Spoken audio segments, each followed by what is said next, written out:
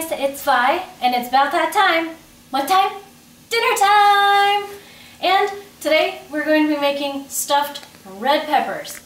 You could do stuffed green peppers, or you could do stuffed yellow peppers, or orange, or any other color. But we're doing red ones today.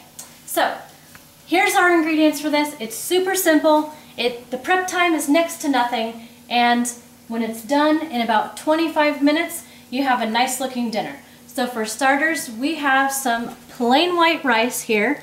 You could do brown rice if you wanted, or any other kind. Hang on. Oh, did it get foggy? Yeah, it fogged up. No. It's just hang on. I'll just keep explaining stuff. Okay, now you're good to go again. But anyways, this is just cooked white rice. Now I usually use minute rice, but I didn't have any, so I went ahead and I cooked it here in our rice cooker. Obviously you could do it on the stovetop. Probably take you about 10 minutes from start to finish as far as that goes. You only need 1 cup for 6 bell peppers. In here we have half of an onion coarsely chopped like this. We're going to be adding some garlic salt and some all-purpose seasoning, or you could use I don't know, just basil and oregano, that kind of thing. We're just going to kind of season everything is why. And I have no set amounts of these either, just so you know. And we also have 1 can of tomato sauce. Any kind would work. The main thing, here's our peppers. There's 4 of them. Now or 6 of them. 4, honestly. Okay, so when you pick out peppers, what you want to do for stuffed peppers is you want them kind of short and squat. You don't want really elongated ones because they're not going to sit in your pan very well. They're going to fall over. Might still have problems with these. Obviously they came in a bag like this, so I didn't get to hand pick all of them. But when I do look at them, I tried to get ones that were as short and squat as possible, just so they'd be good for stuffing. So we're going to have these. And over here I have cooking. It's on a medium temperature right now. We have some ground hamburger meat. As in the past, I have told you that you could add ground whatever you want. The same applies here. If you like something more spicy, go with a spicy sausage or turkey, pork, any of those that are a lesser fat option, a lower fat option, or you can just go with some ground beef. Ground beef is what we have tonight, so there's 1 pound of ground beef right here. Oops, I need my spoon rest. Okay, the other thing that we're having for dinner, aside from our stuffed peppers, oh, honestly. Okay, from our stuffed peppers is we got some garlic toast. This is out of a box. I am not making this special. Ta-da! It takes like 5 minutes to cook and it's done. So it's the best thing I could think of to pair with our stuffed peppers because that's what I chose to do. Anyways, I wanted to show you really quickly how I go about preparing these for using. So actually I need to wash it first. So we're going to wash them off so they're nice and clean. Now these obviously have been in a bag, so they're probably not bad anyways, but we're just going to do that anyways. So we cut the tops off about like this.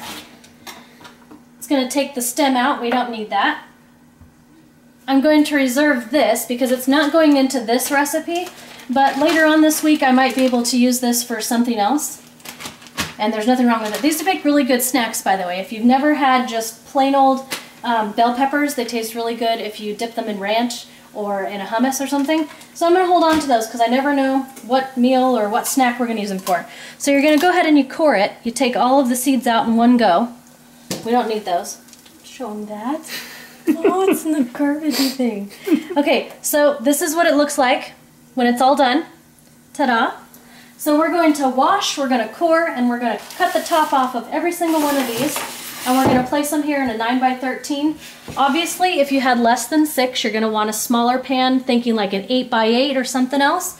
And if you were doing a lot more, obviously you need a bigger pan. So this recipe is just enough to do 6, maybe 7. It kind of depends on the size of your peppers. But like I said, short and squat is the best. So we're going to get, this hamburger is going to get browned with my onions. I'm going to put these in here. This has just been sizzling for just a few minutes. I think it was maybe 2 minutes before I started recording.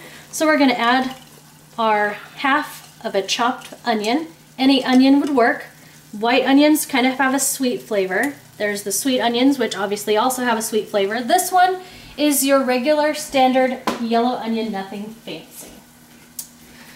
So those are cooking up. I'm gonna add some garlic salt. Can't tell you how much, you just kind of gotta eyeball it. I'm just gonna sprinkle it on everything so it has a nice good flavor. That was about 2 tablespoons. No, it wasn't. Don't give them false information. Okay, that was about 2 cups worth. I have no idea how much that was. And then, like I said, there's the all-purpose seasoning. If you like, you could add basil and oregano instead, or you could omit this. You don't have to put any seasonings if you don't want to. I just kind of like an extra flavor in here. So I have no idea how much that was either. About a cup's worth. That isn't. Oh my gosh. Okay, so we have those, and I'm also going to add some fresh ground pepper, just like this. All right, and we're gonna just stir this all up. No salt again? No salt, because the garlic salt has salt, and that would be overkill. So we have garlic salt in here, we have all-purpose seasoning, we have our onions, and we have our ground hamburger. So once this is all ready, we'll check back in again after our meat is cooked. And yeah, that's it for step 1, basically. We have returned. Okay, feast your eyes on this. Yay, I just turned it off just now, but it's nice and crumbly. Once again, you will know that your hamburger or meat that you've cooked is done when it is crumbly like this and it is no longer pink in the middle. Now that this is done, one step that I did forget to do, but we have plenty of time right now, is I need to preheat our oven. So we're going to preheat our oven. I'm going to use the, let's see, I have stuff going in the top, so I'm going to do the bottom. And we're going to preheat it to a 350. So that's preheated. Our meat is finished, and I'm going to bring it over here. Should we preheat the top too for the bread? Okay. Nope, not yet. Sorry. That's okay. And we're going to pour it all into a bowl. This is our yummy mixture. Our onions have been sauteed. Our meat is all cooked. Looks good. Alrighty. Once you have it this way, we're going to go ahead and open our can of tomato sauce. We're going to use half of it for now. That way, if the mixture's too runny, we haven't ruined it, basically. So, because we're going to be adding the rice into this mixture as well. So we have our tomato sauce, and like I said, we're going to pour about half in there. So there's half of that. That was half. Yeah. That's half. And we need 2 cups of cooked rice. Or, not 2 cups. 2 of these, because this is actually half a cup.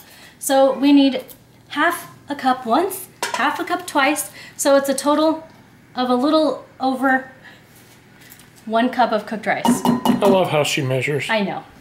It's horrible. I'm so not exact. This is cooking. That's why it's fun. Baking, you have to be exact. That would have totally ruined food if I was baking. And that is why I bake. So here we go. So we're mixing this all up because, like I said, we don't want a really runny mixture. That's why we only did half. And it looks like, I don't know if I'm going to want to add the other half, to be honest, because this mixture, you want it to be kind of thick, because you're going to be using it to stuff the peppers with, and you don't want it really runny because it just won't taste the same. It'll be all over the place, and when you go to cut your pepper, it's just going to go all over your plate. So you want it nice and hard like this, I guess. I don't know how to call it. Just like that. You want it like that. However this is, that's what you want. That's good. It looks good like that. Okay, so, oh, I failed. I have lots of work to do as soon as we turn this recording off after I stuffed this pepper, because I was so busy cooking and doing other stuff and making sure I had everything ready, I didn't finish my peppers. Oops. So I'm going to have some work to do, but I will show you the correct way to stuff one of the peppers. So once you have your pepper like this was all ready to go, we're going to put about a spoonful, maybe 2. Yeah, we'll do 2 spoonfuls in here. And we're going to pack it down, just so it's like that. This is what it'll look like, and it'll go in the pan. So all of them will be here. So now I'm waiting for my oven to preheat, so it's going to give me plenty of time to finish the prep work on my peppers that I kind of forgot to do. So as soon as all this is ready and it's all ready to go in the oven, we'll check back so you can see what everything looks like, okay? All right, we're back. I have them all done now. They're all in my 9x13 pan, the way they're supposed to be. My oven is preheated to the 350 that it was needed. Now what I'm gonna do is with the remaining sauce that we had, see a half can, we're going to actually spoon it over the top of our finished peppers. This is gonna give a nice little topper. It's gonna kind of seal everything in and be really nice. Now this is an optional step that if you did not want to do, you don't have to do it at all. So you can just leave it like that without the sauce on it and be just fine. This is a nice little way to seal it up. Plus you still have half a can of tomato sauce. So if you had other recipes or things that you were gonna use it for, that'd be fine to leave this recipe without these on it. But I think it looks nice, and like I said, it adds a little topper, so it seals everything in when we bake it. Now we're gonna be baking it at 350 for about 25 minutes. So let me get the rest of this all on there. Get it all sealed up nice. Now you can make bell peppers, this stuffed peppers dinner, look really elegant. You add a nice plate, obviously, but what you can end up doing is you can add some fresh sprigs of stuff on here. What I'm gonna do is I'm gonna take that all-purpose seasoning that I put inside the mix, and I'm just gonna sprinkle a little bit on top to add a little bit of decoration here, just a little bit. See how it just kind of looks. Oops, it's not coming out very well. There you go. It just looks a little nice. It adds a little bit more flavor onto your food as well, and it just kind of finishes it off. Now, if you had fresh herbs, it would look really, really nice, and it would just dress this whole thing up. So this is ready to go in the oven. So we're gonna take it over and we're gonna pop it in. We are serving the garlic toast as well. Wrong rack. Oh, I have it in the bottom. My bad. Oops. See, I'm on an autopilot. All right. So, okay, now that feels nice and warm. So we're gonna put it in there. And we're gonna set our timer for 25 minutes.